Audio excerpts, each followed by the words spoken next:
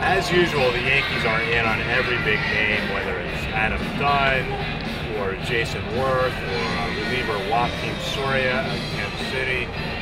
But ultimately, I don't think the Yankees are going to pull the trigger on anything that big. I think they're far more likely to get a bench player, someone like Johnny Peralta from Cleveland or Ty Wigginton from Baltimore, someone more in that vein who can help out.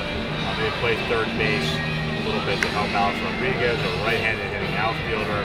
I think those are the types of players the Yankees will ultimately get because they're just not willing to pay the high price of prospects on other players. As for the Mets, they're sort of on the bubble right now, where they're certainly not out of the race, but certainly not in a good spot in the race either.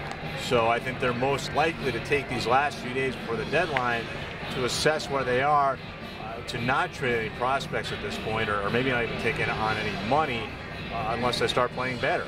The Mets are very protective of their prospects at this juncture because their farm system is finally getting a little stronger.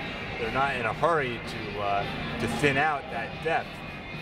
So, and given this team, what this Mets team needs more than anything else is for their experienced hitters to start hitting.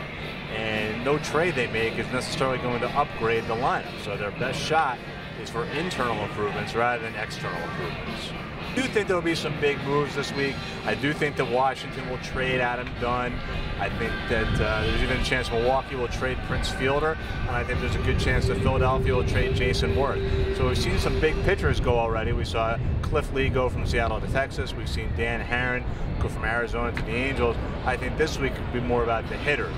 I think Roy Oswalt from Houston is the one top-level starting pitcher left. I don't think he's likely to get traded. I think there are too many balls in the air with that. I think he's too demanding in terms of choosing what team he wants to go to, in terms of getting money from 2012 guaranteed.